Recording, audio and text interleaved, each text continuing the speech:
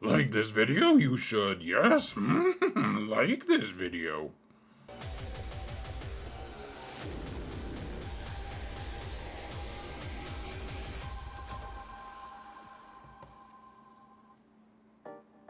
Hello everyone and welcome to another episode of Zareth Prevails. Today we're going to talk about what you should farm next, and this is an ongoing series. I do this every month, and I wanted to slim this video down just a little bit. If it's a recurring video, we don't need as much fluff as I've been putting in here, and it's probably going to keep looking a little different every month as I update it, but just as an FYI. Another FYI is that my patrons are awesome. You guys rock. Thank you so much for your support, guys. I really couldn't do any of this without you. I really couldn't. So many projects right now, trying to get a wider lens for my camera now. That's the next thing, and you guys are making it possible. Thank you guys. And if you want to support this channel for free, folks, all you gotta do is hit that thumbs up button, like, subscribe, comment. Let's mount the algorithm, guys. Let's do it together. Let's get a graphic that I can just edit into the video, so that you don't have to have me remind you to do this every time. Except it's kind of fun to talk about it. Let's stop talking about it though and talk about what are our objectives with this video. So I'm doing this every month because I think that honestly, CG keeps releasing enough stuff, enough information, enough new characters that it is worthwhile to reevaluate our farms on a monthly basis, not a weekly, not even necessarily every 4 weeks. Sometimes, like the last one I made was in early March. This is in kind of late-ish April, and so maybe we'll skip a month here and there, but I do think mostly on a month-to-month basis it's important. And so this is going to hopefully also not only update kind of the farming priorities, but then also link to other places, so it can be more of a one-stop shop for people to be able to find the farming information that they need, because I put out a lot of videos, but a lot of people don't see all of those linked. So yeah, we'll see how this goes. It should be an interesting switch. I would love feedback, of course, as always, and you can even see my text is going to be changing a little bit to be more efficient with my space, etc. So the other main goal, however, is to not to switch slides yet, is that we want to get as much stuff as we can, right? When we're farming, that's the goal. Get a lot of rewards, a lot of stuff, and then we also want to stay relevant, so that just because we're earning a lot of stuff now doesn't mean we're well situated or capable of, that's not a phrase, but we want to make sure that we're well capable of earning more stuff in the future, like staying relevant, having the newer characters as they make sense, and some of them don't make sense, like wait for a year for sure. And then of course we want to be efficient, though I think staying relevant is more important than being efficient, because you'll get behind if you're efficient. People who waited for over a year to farm Jabba just because they wanted a couple accelerated farms found themselves missing out on an enormous number of modding materials and stuff from the Smuggler's Run 2 that he gives, for instance. So, that was less efficient perhaps, but you became less relevant by waiting. Now, there are a ton of different game modes. Which one do we want to focus on? And really, it comes down to Fleet Arena and the current raid. You want to stay current in those. Those are the two things that are worth a ton, and then everything else. Okay, I mean everything else is important, but Fleet Arena and current raid are the top of the pack. You absolutely need to stay on top of those if you want the best rewards. And so for Fleet Arena, you can get up to 400 crystals a day, which is amazing. That's a huge amount. Of course, the 3 top fleets, you can see the new text here, guys. We may adjust here and there, but we have a lot more space if we use this text. The top fleet, of course, is Leviathan right now, Profundity and Executor. Those are the 3 kind of galactic legend ships. And then the fleets that are going to beat those ships are typically just going to be Negotiator with Marauder, the Bad Batch ship, or Chimera with the Interceptor, Scythe, and Defender, which are all somewhat difficult to get. The Scythe and Interceptor especially are conquest unlocks, which if you didn't unlock them when they first came out, are farmable through Proving Grounds, but it's tough. It's a PETA to get those things unlocked. So yeah, the Chimera is an option, but usually only for people who have been playing for a long time or have the means to get those characters unlocked early, as in spending money, tons of crystals, etc. Though I would say for your priority in terms of farming them, for a new player, I would obviously, typically I'd advise Executor, then Profundity. Other way around is also just fine. You get really relevant, good characters and squads by unlocking either one, and then you can climb in Fleet all the way to the top if you know what you're doing. And then Leviathan, it's a very tough farm for new players to get because it includes 2 conquest characters, one of which in Proving Grounds is so tough to beat. The Malgus mission, it's just really tough. So, and Leviathan is good. It's the best one. It's also the least accessible by far out of the 3. So Executor will do you fine, folks, and so will Profundity. And the characters you use to unlock them will do your roster good. It's like milk and your body, not dissimilar to the 2. Now, for the current raid, keep in mind, folks, then this is something I have to remind people periodically of. You can only get the good rewards if you use the play in the current raid. That means we had the crate raid, the crate dragon raid before this. Right now we're in the Endor raid, and the crate dragon raid, if you try to run it now, you can play it, but you don't get Mark III currency, which is all of the all of the good relic materials that you need. You need the Mark III raid currency, and you don't get that in the crate raid. And eventually, once the Endor raid is gone, we'll do the Naboo raid, and the Endor raid will be as defunct as the Crate Dragon raid.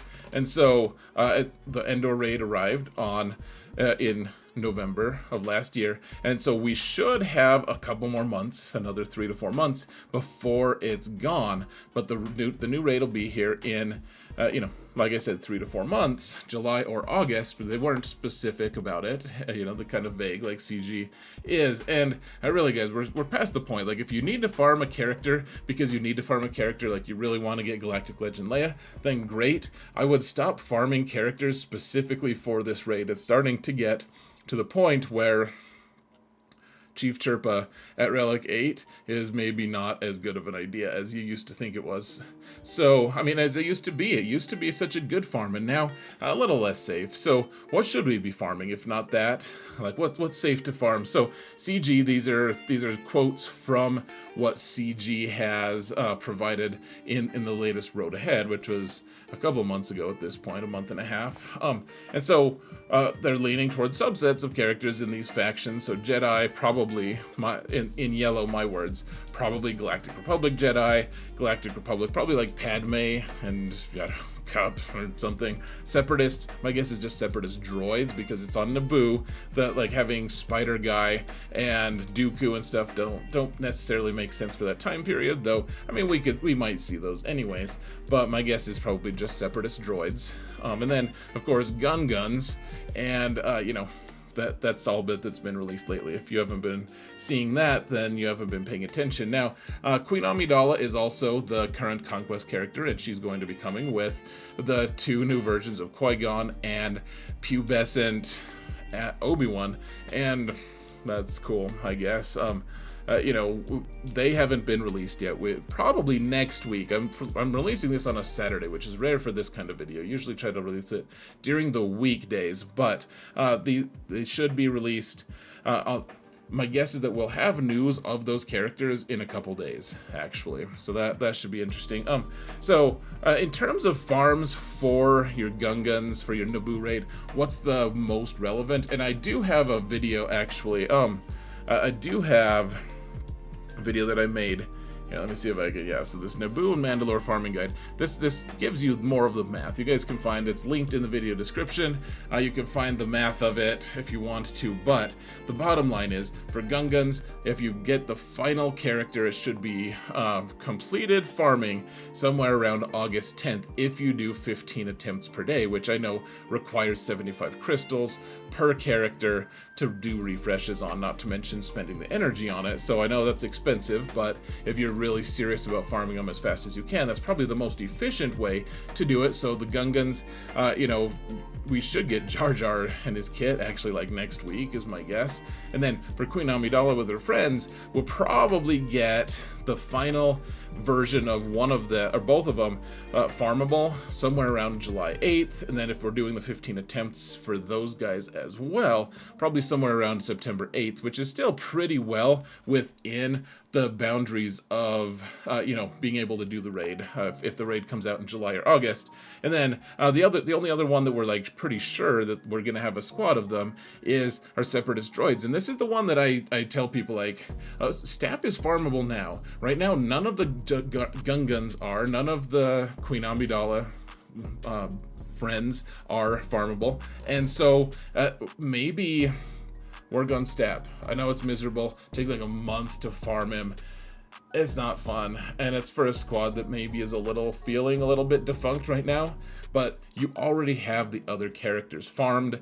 I think this is low-hanging fruit for almost all accounts, folks. I know you need signal data, so do I. It's miserable. If you don't want to do it, fine, but this is the one team. You only have to upgrade one character. You only have to do one character, and he's farmable now, and it's from Cantina. It's not a huge, crazy farm. It just it takes a little bit, and obviously takes away your signal data.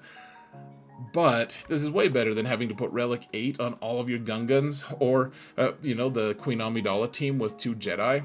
Yes, I think for endgame players, you should be working on those other ones, but if you're a smaller guild, the Grievous team probably is going to help a lot. My guess is that Stap is going to be the linchpin for that squad. Obviously, we can't know that for sure, but that would be my guess if I had to guess. So, otherwise, staying relevant, the only other thing I think that's like relevant news here, folks, is Rise of the Empire has important things that you should be farming and working on. The priority list, of course, is going to be with, like, unlock Riva. Use your special talents to farm your Inquisition. Unlock Grand Inquisitor. I actually have a guide for that if you want to find it somewhere. You can search it. I'm not going to put a link in here. We probably have too many links already, you'll see. So unlock Riva. And then the next one would be Zepho. Yes, you have to have Jedi Knight Cal to do it, in which case you have to farm 5 characters that are now, most of them are going to be accelerated, in fact. So go farm those, and you have to have Relic 7 on Jedi Cal and Seer.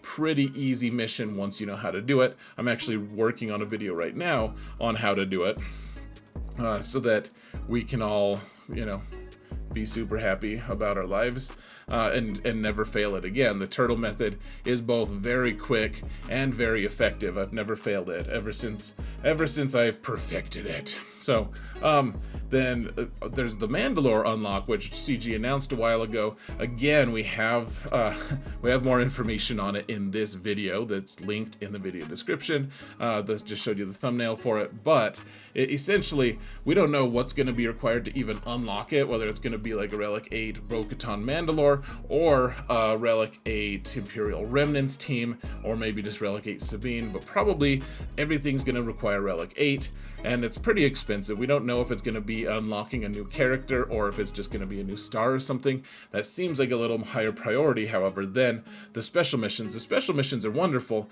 because they kind of cure our need for Kyrotech, which is a huge crunch, and if everyone in your guild works on this, you're going to get an enormous amount of Kyrotech in the form of GET 2 and 3, which you trade in for Kyrotech. And then if you get Zepho unlocked, you get literal Kyrotech as well, though it feels like a disappointing amount if you just look at the amount that you get from the mission or from the planet itself. So that's kind of, eventually I want to fill out this space and give more of the special missions, like information and stuff, maybe like make another page for it. But for now, we're just trying to change the shape of this. And then so finally, guys, other farms that we're going to be working, or that you guys can find the links to in the video description. I have a discussion on like the top 10 teams that everyone needs. It's like for new players for sure. The Galactic Legend farming order, which I haven't updated since November. I probably won't update until we know more about Jar Jar, to be honest. And then the Omicron ranking, you can find a link to that, the most current one, which was last month, I believe. And then I have an off-meta report talking about how you can beat Galactic Legends without using your own in 5v5 and 3v3. So those will also be linked, both of those separate videos in the video description as well. And with that, folks, we're going to call it good. I would love some feedback. I'm trying to get it so that this video takes somewhere around 10 minutes eventually. Once we get the hang of it, hopefully it goes a little smoother than today. But we need an era of less than 20-minute videos if possible, and I'm working on it. We'll see if that happens. But guys, thank you all so much for watching, and remember that in all things, Xaereth babbles about being efficient, therefore making his videos less efficient. Take care, everyone.